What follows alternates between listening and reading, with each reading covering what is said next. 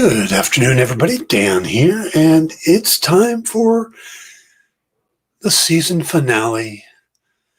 Season finale review of The Falcon and the Winter Soldier.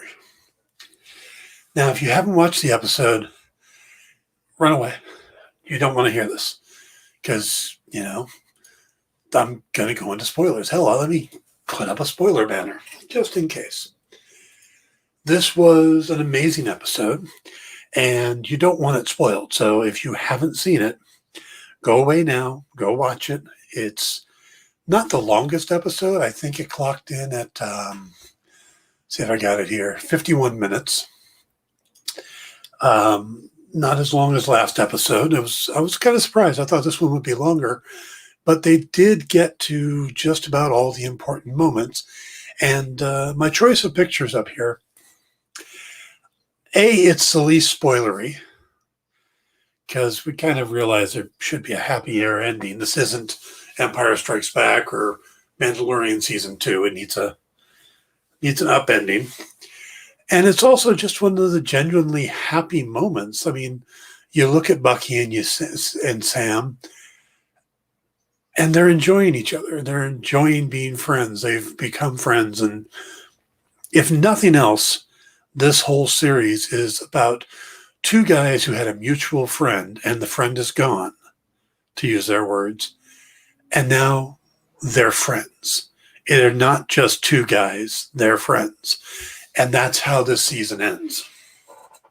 Now, I'm going to go into more detail here, but feel free if you come in and want to make a comment, have a question, just pipe that in, and I will answer it.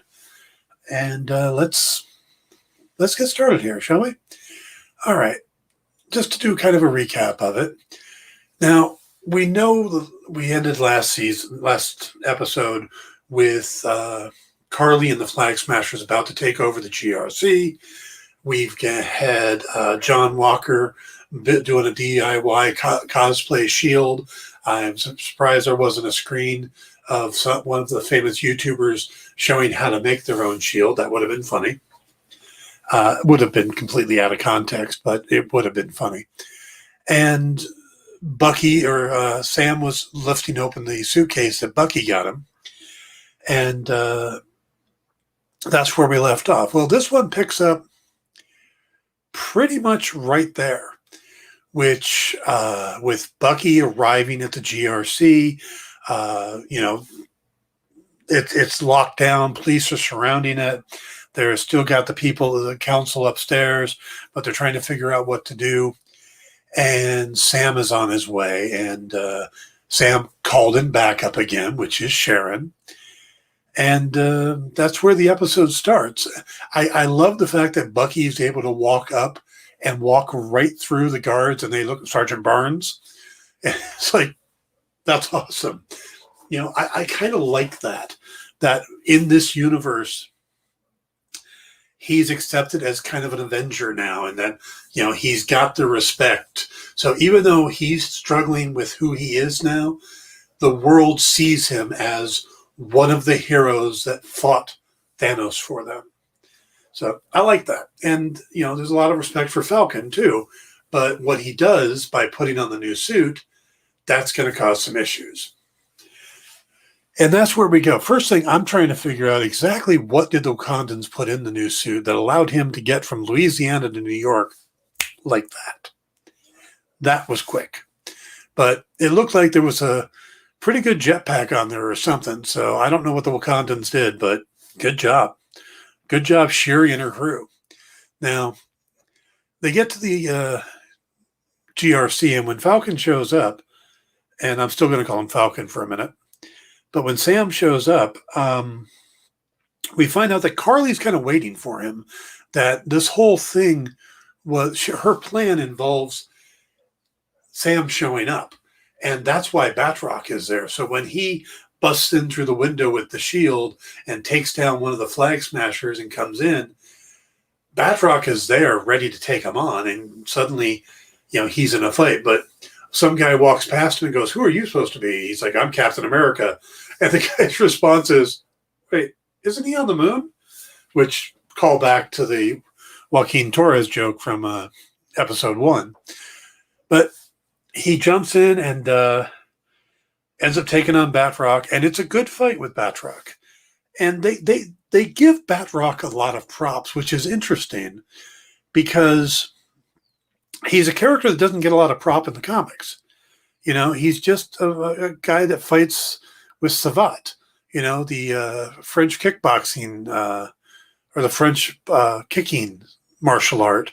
And he's very good at it, but there's so many superpowered beings in the Marvel Universe that a guy that just kicks really well usually gets his ass kicked a lot. And he never really gets his ass kicked in this. Steve kicked his ass, but Bucky goes better with him. There's more toe-to-toe. And when it comes time to bail, he bails. But he doesn't actually beat Batroc, which is interesting. When Sharon, Carly then calls Bucky and tries to distract him, well, this whole purpose is to get the GRC council, or whatever you want to call these guys, to evacuate the building into these transports that they can then take the transports and use them as hostages. It's kind of a unique plan. I thought it was interesting. I had a feeling they weren't going to fight in the building because the footage we saw, and also these characters don't really, we've had enough empty warehouse fights, so I think we needed something different. And we got it. So she distracts Bucky long enough for them to get these people down the stairs. And then when he does get down there, they've already loaded him up and took off with him. So Bucky gives chase on a motorcycle while he leaves one of the super soldiers for Sharon to take care of. And Sharon, God bless, she just walks by, stumbles into him like, oh, I'm so sorry, I didn't see you there, and then keeps walking and slaps a device like a grenade on him, but it's chemical grenade, and basically he gets in a van, goes to drive off, and this thing explodes, and the gas and stuff just eats him away, and she takes out the one called Lennox. Good job, Sharon. So from there, we see Carly is really over the top. She talks about the hostages, and the others are like, hey, we're supposed to be just holding them hostage. And she's like, killing them will do the same thing. And, we have a message, and it doesn't matter if we live or die. Our movement will live on without us. And you see them, they're going, wait, what? No, we didn't sign up for this. And she's like, one world. And they didn't respond, one people. And she's not happy about that. And she says again, one world. And they're like, oh, one people? One people, yeah, one people. Yeah, for Hell Hydra. Yeah, that thing. It was, yeah, at that point, she started losing her crew, but they stuck with her. That's the interesting point. Even though she was going too far, they stuck with her. And while they were trying to figure out what they were doing, Bucky showed up and starts fighting them. So she lights one of the trucks full of people on fire. And there's these, clamp locks that they put on them. So Bucky gets distracted again and starts trying to save these people. And John Walker shows up with his Party City shield and throws it at Carly, and she just kicks it away. And it is just not anywhere near Cap's shield, and it wasn't supposed to be. It was supposed to be a joke, and not joke, but it was supposed to obviously not be Cap's shield, and it's supposed to show us how important Cap's shield is. And when they fight, he is just getting overwhelmed. And then Bucky's able to get the GRC people out of the one truck, and they're all thanking him, like, oh my God, you saved our life. Thank you, thank you. And Bucky's like, oh, yeah, I guess I can be a hero. Oh, okay. And then he runs over to help John. And in this, you see John, the Medal of Honor that we saw him, he didn't tack that to the outside of the shield. He put it on the inside, and that I think is something special, because in the comics, John Walker's parents were murdered, not Lamar. And he had a picture of them inside the shield. Now, that's not a very practical thing, but it was his reminder and his grounding. And he doesn't have Lamar anymore, but he won that Medal of Honor when he was with Lamar. So he welded that inside the shield as a reminder to him to think like Lamar and to remember what Lamar was all about. And I like that. I thought that was a nice touch. I mean, it was one thing if he would have put it on the outside. That almost seemed arrogant, but to put it on the inside to remind him of who he's supposed to be, that made me think that he wasn't as far down the line as we thought. Yes, he still killed that guy in rage over Lamar's death, but he's trying to reel it back now. And where I still think he's not a good guy, maybe he's not a bad guy either. I mean, this whole show is about shades of gray and people just trying to do better and be better. And I think Walker kind of shows that as much as anybody. Now, while this is going on, some of the other GRC council end up in a helicopter that one of the soldiers, super soldiers, one of those flag smashers, Diego, is flying, and he takes off, and Sam ends up leaving Batroc. He throws his shield out the window and then dives after it, grabs it, and goes after the helicopter. And we see some great aerial footage. Now, they do it at night, but him in the new Captain America looking suit really stands out nicely in the night with the white, because his was kind of grayish white, you know. This is more pure white with the blue and the red, and it really was sharp contrast to the night sky. Also, we get to see the new Red Wing. Now, how do you show Bucky's growth in unique ways? The fact that he had him build it with a new Red Wing. He hated Red Wing, yet he had them build the new suit with a new Red Wing in it. That's Bucky showing love. To me, that's Bucky going, I get you, brother. I'm here for you. So we get a new Red Wing, and Sam thinks. Sam is a thinking man's hero. And the first thing he does is has Red Wing scan the hostages to see if any of them have a background where they'd be able to fly. Because they're hostages on a helicopter, and the pilot has a machine gun. He's trying to kill Sam. And when it's discovered that one of the GRC council members has a military background and was a helicopter pilot, he puts his plan into action, and he gets distracted a bit. There's a police helicopter that gets caught up in it and is about to crash, and he and Red Wing go in and they save the two pilots and drop them off on a bridge, and everybody sees and cheers. And there's this great scene where the part of the helicopter is coming in, and he puts the wings over both of him and the pilot, and then holds the shield up, almost like a Roman. It reminded me of the ways the Romans would use their shields in battle. So he does that and creates this bubble shield with the wings and Cap's shield, and it bounces off of them. And that's how vibranium works, of course, is that it stops kinetic energy. So if something hits it, if you're on the other side of the shield, you're not supposed to feel that impact, or it's supposed to lessen it. And that's basically what he did there and I think the wings are probably vibranium too. So that pose made a lot of sense.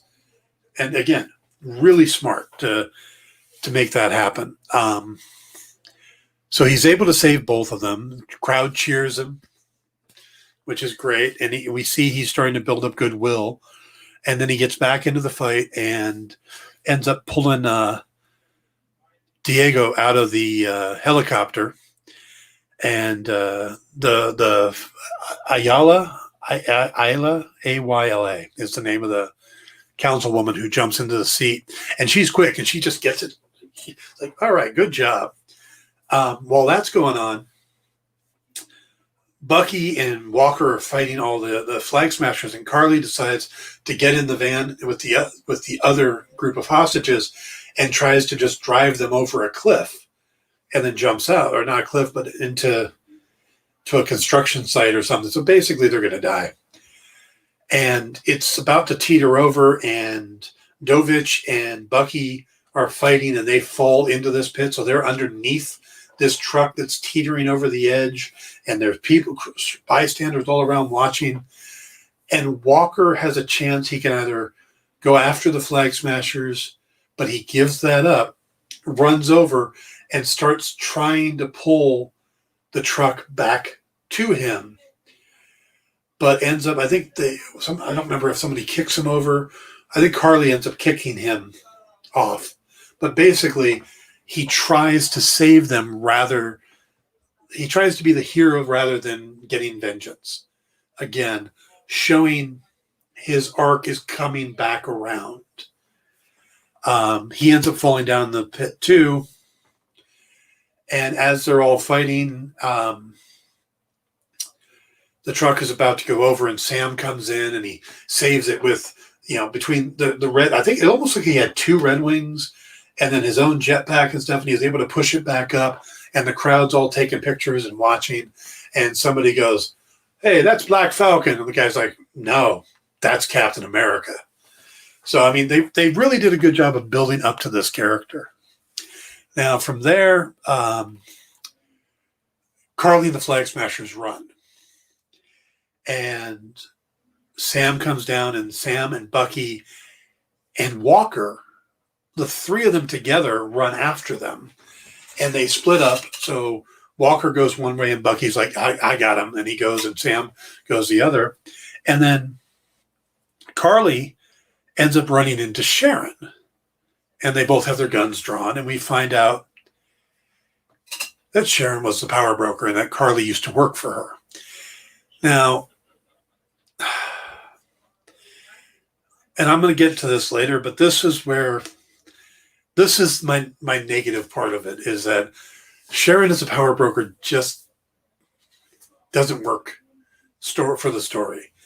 I know they kind of hinted at it and showed it, but they gave us so many contradictory things that it just doesn't make sense. But that aside, Sharon's the power broker, and Batroc shows up, and he's overheard this, and now he plans on using this information to blackmail Sharon. And Sharon's like, "No, that ain't happening." She shoots Batroc. Carly sees this and shoots Sharon in the stomach. And you got all this going on. And then Sam shows up, and he sees a dead Batroc, and that's a shame. Did we really need to kill Batroc at this point?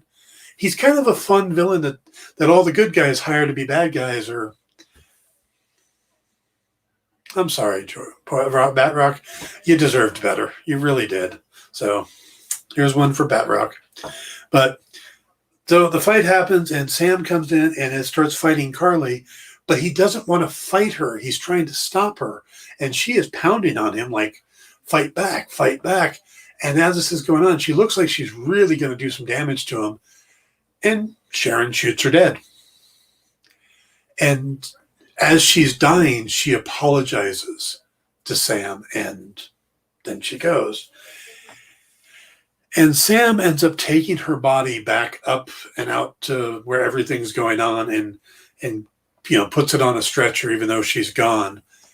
And the GRC and everybody starts thanking him. And he's like, "Are you still planning on passing this bill and doing the, kicking the refugees out and stuff?"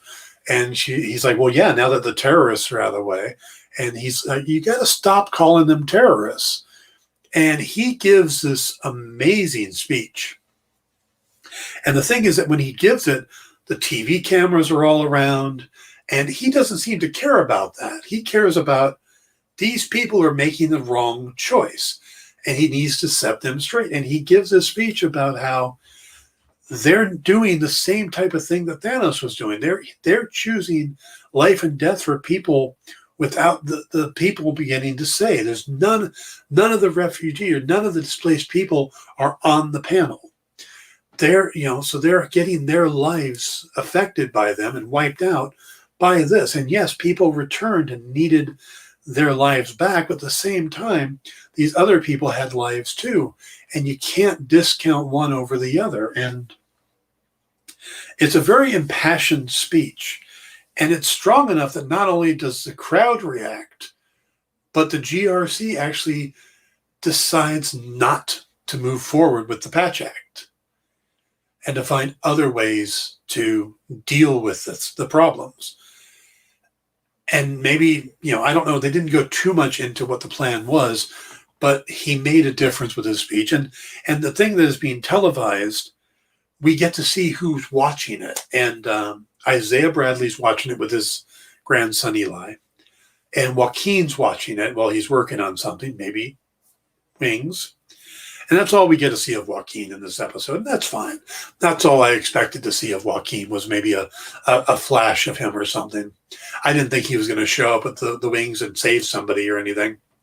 But that thread's out there to play with. Now, after all of this, he goes to check on Sharon, and Bucky's like, she won't go get help. And he's like, we got to get you help.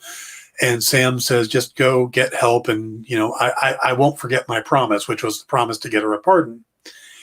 Then he gets asked by a cop that I guess he had dropped Diego into the Hudson River. And now they needed to, they found him, but now they need to get him out. So he's going to go help take care of that.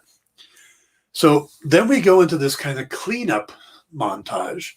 And we see 3 of the Flag Smashers being put into the truck: Dovich, Gigi, and Dee Dee. I don't remember seeing Diego. I'm going to have to watch it again to make sure.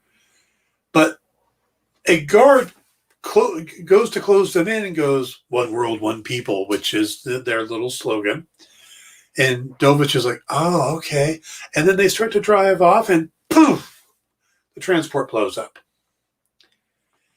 And then we pan to a car parked up in side of a hill. I don't know what it was parked up, but it was over at the top of it. And there's Olnick sitting there with the bomb trigger. You remember Olnick, right? The super old guy from Zemo's Airplane. Olnick, by the way, which is Czechoslovakian word for butcher, played by Nicholas Pryor, who played in the Falcon and the Snowman movie years ago. Yeah, Olnick. He killed. And there's a news broadcast explaining, and we see Zemo in the cell at the raft listening to the news broadcast, and it says that the 4 remaining Flag Smashers were killed in a car bomb. Now, again, I didn't see Diego going in there. It's possible that he wasn't in there, but I think they're trying to tell us that they're all dead, which 8 total serums were taken. Matthias was killed by the Power Brokers men in the 2nd episode. Nico was killed by John Walker. Carly was killed by Sharon Carter. Lennox was killed by Sharon Carter, so that's 4. And then Diego, Dovich, Gigi, and Dee Dee were all supposed to be in the transport, killed by Osnick. So that should be all of them. So maybe there's no more, but it's just a gray enough area. It's like they want to bring them back. They might be able to, which is a lot of what Marvel does. They try not to make things too clear. But we get to see Zemo in his cell, and he seems rather pleased by this announcement. But we don't get anything else with Zemo. We don't get Thunderbolt Ross coming to visit him. We don't get him sitting in a cell next to Emily Blonsky or any of the big Thunderbolt type setups that people have been expecting. None of it.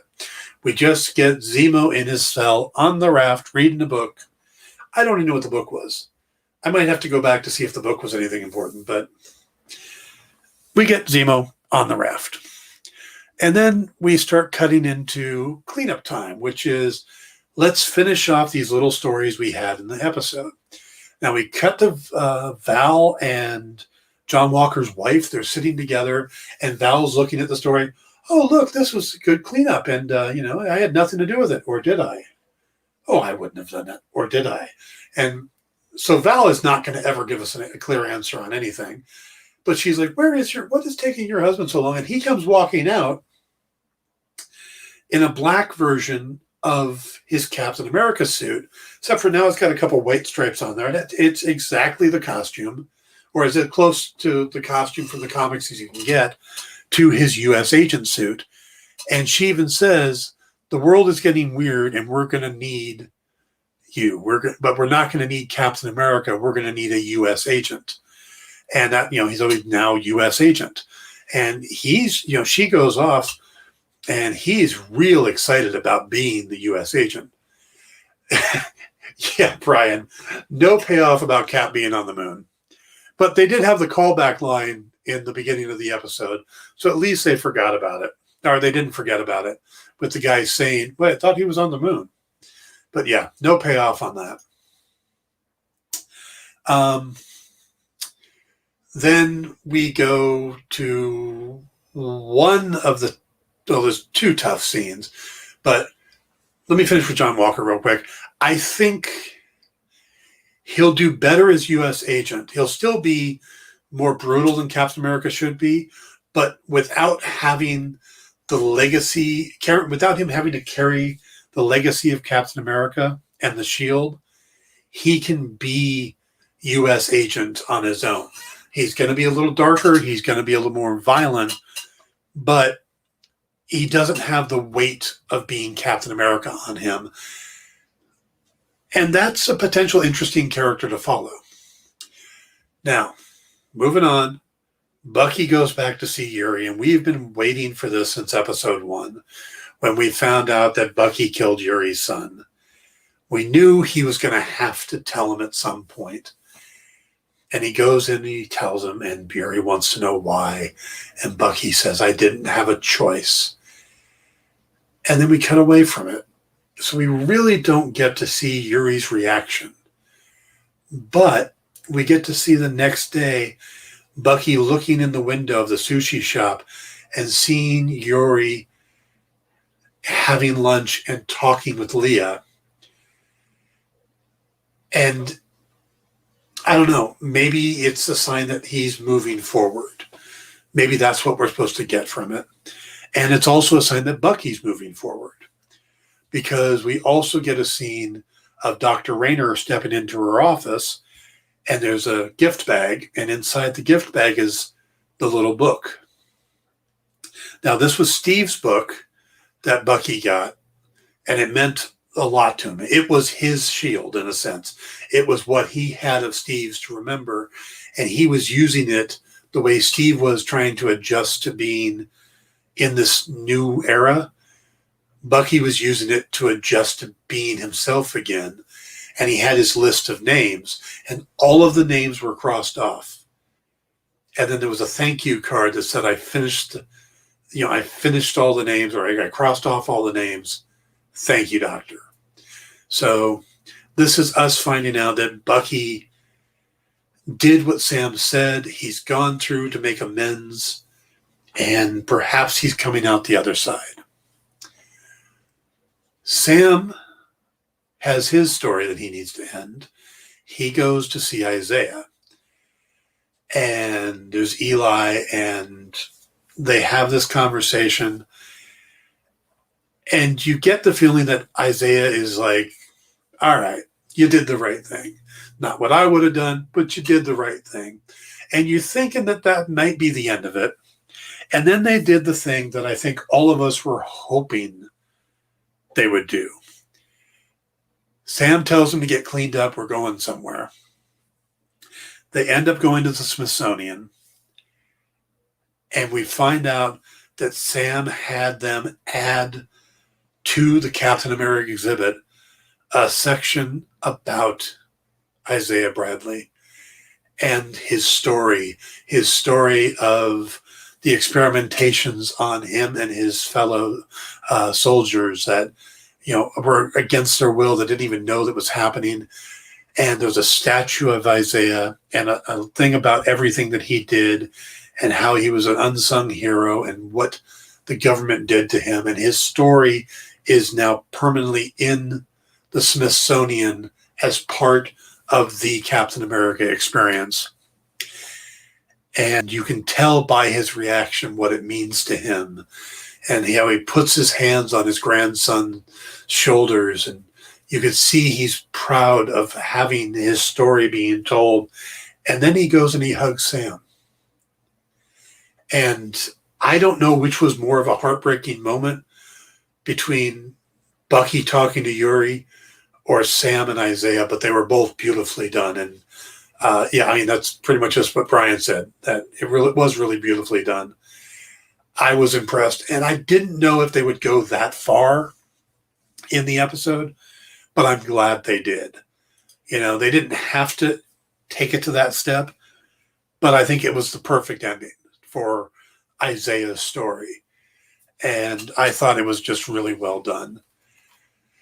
And then a lot of times Marvel just kind of wraps up stuff. We need to finish this, this, and this, and then we're going to go. They do the next step. They didn't have to, but in a 6-hour series, they could do it, where in a 2-hour movie, they couldn't. We get Bucky arriving back in Louisiana. He's carrying a cake. The kids come out to meet him, and they're hanging off of him, and he is kind of swerving around them, and you see him just genuinely happy, and you see Sam genuinely happy, and they're having this big like barbecue get together with all the people in Louisiana, all the people around where Sam lives. And that's why I picked this photo, because this is emblematic of the show to me.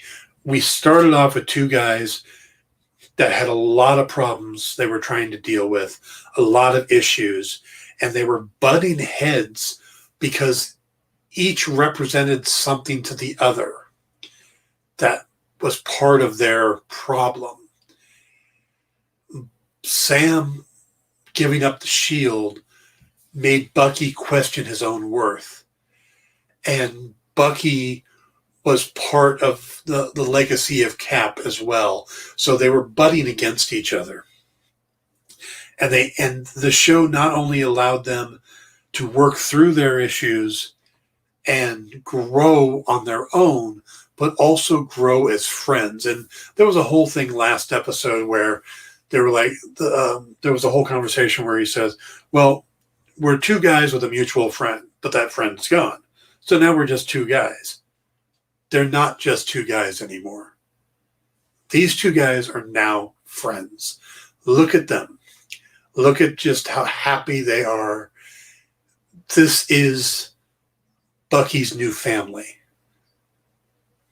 This Bucky belongs there with them. Now, he's still got to find his own place in the world, but this is his new home base, in a sense. This is now his people. He belongs with these people, and that's something Bucky hasn't had in a very long time. Brian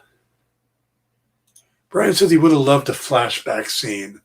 And I'm guessing with Isaiah, and I'm surprised they didn't do a flashback scene. But I'm okay with it, because I expected one, because they put Carl Lumbly in old makeup. So I expected that at some point we were going to get a flashback. But I kind of liked him telling his story and us being Sam at that point, where we just know the story from Sam's listening to it. We don't get to see what happened. And I'm okay with that. It would have been nice to see, but I'm okay with the way they did it. And my favorite line was, no super serum, no blonde hair, blue eyes. The only power I have is I believe we can do better. And that was a brilliant line. Another one, I mean, some of the lines that they've been hitting on, both in WandaVision and here, have been absolutely brilliant. And as a writer, I'm jealous, because those are the type of lines that get remembered forever. And, the whole, what is love? What is grief but love persevering? And this line, well, Bucky's line in therapy about, if Cap was wrong about you, then maybe he was wrong about me. And now this one, no super serum, no blue blonde hair, blue eyes. The only power I have is I believe we can do better. And yeah, Sam is not the idealistic version of America, and nobody is. And nobody should be. Our idyllic version of America should be that simple line, is that I believe we can do better. If we all believed we can do better, then we would all be the idyllic version of America, because that's always been what America's been about, is doing better. So I thought that was just an absolutely brilliant line, and well said, well acted, well written, just a home run. Now, we end here, in a sense. We do get the mid-credit scene. And the mid-credit scene is, we get the credits first. And, of course, they've changed the title now to say Captain America and the Winter Soldier. Beautiful touch, subtle, but really well done and well earned. I think, if nothing else, you can't complain that Sam is now Captain America, because he has truly earned it in this series. And the writers and Marvel have earned it as well. And so that's great. But then we get the mid-credit scene, and Sharon gets her pardon and is offered a job back with the CIA, which she accepts. And hey, everything is great. Oh, we have the Carter legacy back in. And then she walks outside and calls. I'm guessing it's her assistant, but we never quite see who it is, who says, hey, yeah, we're out of the super soldier business, but we're going to have it. We're going to have access to all the high tech we could ever want, and we'll be selling that soon. So it's obvious that she took the job so she can have access to things again. All right, I'm going to put that again aside. The episode itself. They addressed all of the issues that I went over last night that I thought were left open. We got a nice bookend to Isaiah Bradley's story. We got Sam as the new Captain America. We got Bucky telling Yuri and then moving on with his life. All great. We got Walker getting his new title. We see that he's working with Val. And no, we don't get to see where they're going with that. But do we necessarily need to see where they're going with that? Oh, I agree. The Phase 4 villains are killing it. Val is an interesting character. Agatha Harkness is an interesting character. And Carly was a very interesting character as well. All the women in the series, Akoi, Io, and the rest of the Dora Milaje, this has been great writing for female characters, great writing for all characters in this series. So, both these series so far. So, yeah, Phase 4 is definitely working it up. I think Shang-Chi looks amazing. I'm really looking forward to Black Widow. I'm looking forward to Black Panther too, of course. But Black Widow looks great. I haven't seen nothing on the Eternals, so a little hesitant on that one. But once we get a trailer, I'm sure I'm going to be, oh yeah, this looks awesome. Plus it has the Black Knight in it, or at least the beginnings of the Black Knight. I'm a huge Dane Whitman fan, so that should be interesting. Now, all right, so we got the main stories. We got U.S. Agent. We got Val. And it's believed that all the Carly and all the Flag Smashers are dead. I said that they were going to need to deal with them. I thought some of them might end up on the raft, but it looks like all of them are dead. There's probably just enough gray area. If they wanted to bring somebody back, they could. But I don't think they really need to at this point. They have so many other villains they could play with. Having more super soldiers may not be the right way to go. But again, they did have the guards say one world, one people when they were putting them in the transport. I don't remember seeing all four going into the transport. So where it looks like the book's closed on them, there's just a little bit of wiggle room. We got another scene of Zemo. We see that he's on the raft, but no, we didn't get some kind of teaser for what's going to happen next to him. But we all know something's going to happen. Oh yeah, Brian. What If does look great as well, and they look like they're doing something serious with it with the Guardians of the Multiverse. So that should be interesting too. It's more than just, hey, what if these things happen? Wouldn't this be fun? There might be some actual emphasis to it in the MCU.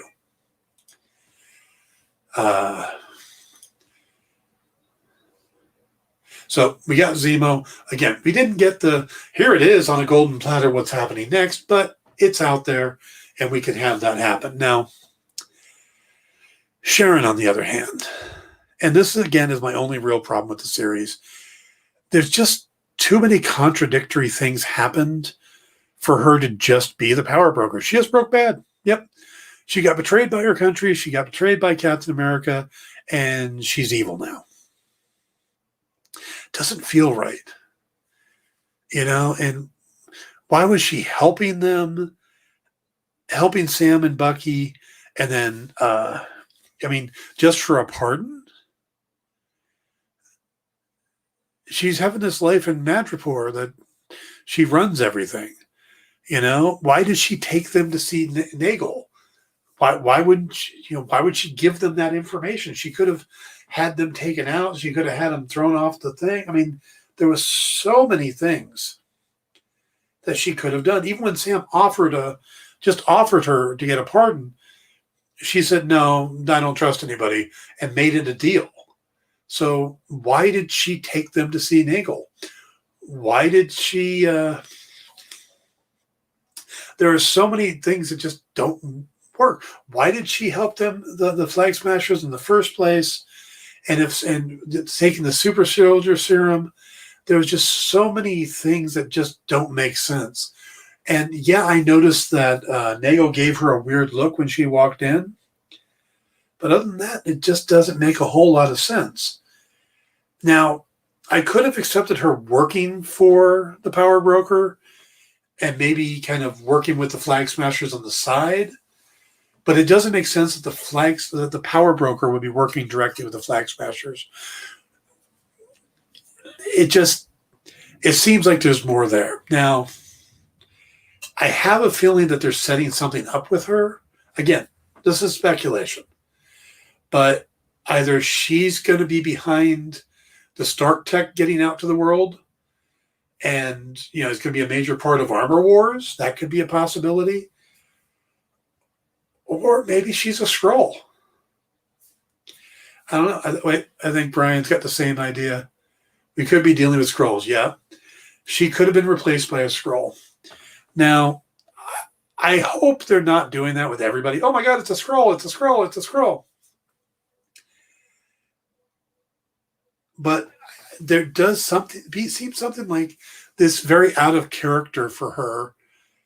And if maybe she's working undercover and trying to infiltrate stuff, I don't know. Maybe she's not the power broker, but pretends to be. I heard somebody refer to it. Maybe there's a Dread Pirate Roberts thing where she took over for the power broker. I don't know. It just seems like it doesn't fit right. There's just, the puzzle pieces don't fit right on this one, and it's going to bug me. And it might be that this is just what they were doing, and where it was great writing at 99% else of the series. Maybe it was the pandemic changes they had to make that threw the whole story off. I don't know. But it does kind of bug me, and that's gonna sit in the back of my brain. And hopefully it'll be addressed somewhere else, and we'll get a satisfactory answer. But if that's the only negative that comes out of this series, that's fine. And that's what it is. It's everything else in the series I absolutely loved. Another odd question I have is that damn senator, the one that thanks Sam for turning in the shield and then announces the new Captain America to the world, and he's part of the GRC, and all of this other stuff, and he's in all these scenes, and they never name him. That's not like Marvel. We get names we got Gigi and Dee Dee for the two women who I think they had like a handful of lines total as part of the Flag Smashers. You know, we had Dovich and Diego, and we knew all the names of the Flag Smashers. We knew the name of Zemo's butler. This senator doesn't have a name. We know the name Ayala of the person on the GRC that flew the helicopter. We know all this other stuff, but this senator doesn't get a name, and that seems weird to me. Maybe it's because his last name's Rusk, and he's actually the Red Skull. I don't know. But that's just speculation. Why didn't we get a name? Brian said, with people blipped, it would have made Skrull replacing people less noticeable. Absolutely. And Sharon Carter shows up when they're in Endgame, when they're showing all the people who got blipped. Sharon is one of the faces. So how did she become the power broker? She didn't seem to have all that much time. I don't know. That's going to bug me, I know. But let's move on. I love the new suit. I love the unique ways they got to use it. And I love that Red Wing is back. I think they did an awesome job with all of that. Yay, Wakanda. All of this stuff is great. Do I think we'll get a second season? Yes, I do. The fact that Marvel submitted it as a drama series and not a limited series to the Emmys means that they want it to be considered an ongoing series. With WandaVision, they submitted it as a limited series. And I think WandaVision was always meant to be a limited series, not so much because they're not going to do more with Scarlet Witch and Vision, but they already had Scarlet Witch showing up in Doctor Strange and the Multiverse of Madness. And the title, WandaVision, was tied specifically into the TV trope that was used for the series. If they did another series, they would probably come up with a different name. But then again, Falcon and Winter Soldier won't be the name of Falcon and Winter Soldier unless something happens and Falcon goes back to being called Falcon again. I mean, next season could be Captain America and White Wolf, or Captain America and Bucky, or Captain America and the Winter Soldier, or Bucky and Sarah charter a boat. You know, because, I mean, there was a little flirting going on there. We'll see. Overall, I think this is one of the best written things in the MCU, which is why the Sharon thing bugs me so much, because everything else about this series was top notch, and that just feels clunky to me. But this has been some amazing character development, some incredible acting. I mean, Anthony Mackie and Sebastian Stan were terrific as these roles. Wyatt Russell as John Walker was absolutely brilliant in a difficult role. Aaron Kellyman just was, and Desmond Cham as the Flag Smashers were great. I think down the line, this is some of the best acting and character development we've seen. What happened to Torres? I think we'll find out what happened to Torres later in the future. He's got the wings, and there's a good chance that he'll be a hero in the future. Just, we'll have to wait to see what that is. I mean, there's so many things that they're throwing out there, little Easter eggs and breadcrumbs. Hey, look, here's a young Avenger with Eli Bradley. Oh, hey, here are the two boys. We hear their voices at the end of WandaVision, and they're young Avengers. And oh, we're going to create Kate. We're going to introduce Kate Bishop in the Hawkeye series, and oh yeah, she's a young Avenger. And oh, American Chavez, she's a young Avenger. We're going to introduce her in Doctor Strange. And oh, and of course, there's the Miss Marvel series, and she's a young Avenger. So they're laying all this ground. So a new Falcon would make a lot of sense, and Torres could be a part of that team. They're building up a lot of. They're planting seeds, is the best way to put it. They're absolutely out there planting seeds. They've got the first wave of heroes are starting to move out. Steve Rogers is gone. Tony Stark is gone. Natasha Romanoff is gone, even though we're going to get a movie. That wave, Thor is probably going to stick around, but Hawkeye is probably going to play less. So we're moving away from the first round of Avengers. You've got Falcon, you've got the new Captain America, you've got Winter Soldier, you've got Scarlet Witch now, but you don't know which side she's going to be on. You got Doctor Strange, you got White Vision, but we don't know much about him. So they're building the second level of characters, but they're also laying the seeds for the third level of characters. We'll have to see where all that goes. We're going to get Ironheart. We're going to get She-Hulk. We're getting Moon Knight. So I think they're just building the MCU, and some of it's going to be just we're throwing a seed all the way over there. We'll get to it eventually. Maybe next series, maybe 7 series down the line, maybe in a movie. Who knows? But it's out there now.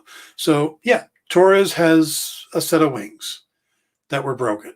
Can he repair them? Will he repair them? Will he become the new Falcon? It's a good chance. We'll have to wait and see.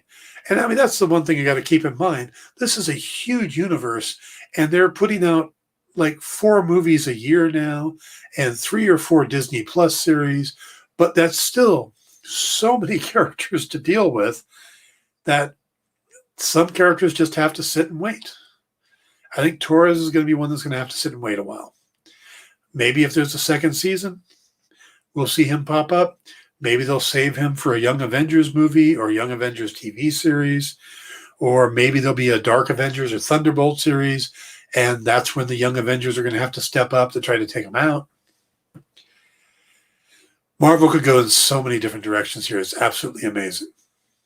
They've just built such a huge universe, and they can dance in and out of any genre they want. They can do sitcoms. They can do buddy cop stuff. They can do dramas and horror. And I mean, the Doctor Strange movie is supposed to be a horror movie, even though they replaced the director. They took out Scott Derrickson, who's a horror director. They brought in Sam Raimi, who's known for doing a lot of horror. Yes, he did the Spider-Man films, but other than that, he's really known for horror. So Marvel could do just about anything right now and not really lose any audience. So we'll have to see how it all pans out. But this has been an absolutely wonderful series with big fight scenes and small drama character moments blended together in a way I've never seen before. I think this has been absolutely spectacular. And yes, Brian, that is 100% true. The countdown to June 11th begins. So Loki is the next big series. Though don't forget, we're going to get MODOK on Hulu. All right, so that's not part of the MCU, but it is kind of funny looking. And Patton Oswalt as MODOK, and I think Nathan Fillion is voicing Wonder Man in the series. So that looks fun to me. And we'll probably cover the debut because it debuts before Loki does. And so for the next month, I'll be covering a few different things. I'll be looking at the Bad Batch when that starts. I'll be looking at MODOK when that starts. May do another Mannix special that I did because I picked up the first 4 seasons. I kind of like doing classic TV every once in a while. So that's what's coming up. But there will be plenty more content. Just we've got a few week pause on the Marvel stuff. So we'll see how that goes. All right, guys, I'm going to wrap this up here. Thank you for watching. Please hit the like and subscribe buttons. Subscribe button will tell you when, and notifications will tell you next time I do one of these. The like button, well, that helps me a lot. Lets me know you guys are liking what I'm doing. So I appreciate that. If you're on Facebook and you miss any of these, you can find them on YouTube at Dan Wickline1 is my YouTube name. You can also find me on Twitch. There'll be some other announcements coming up soon that will just expand where you can find me. But for now, you will still find me here. That's not changing. I will be here Sunday night with Pop Go the Writers, with our special, Paul Story will be with me, and our special guest will be Marvel and DC comic book artist Ray Anthony Height, who I've known for probably about 30 years now. So it's going to be really neat to have Ray's view coming in on the series, his take on the Captain America stuff, and also kind of catch up with him on what he's been working on. He popped up on a DC book the other day, and that surprised me. So the Truth and Justice John Constantine story. But I'm used to him doing X-Men and stuff. So we'll be doing that on Sunday. So I hope you guys will all join me then. And otherwise, have a great weekend. Thank you, Brian, for coming along. Thank you to everybody else. And see you all soon.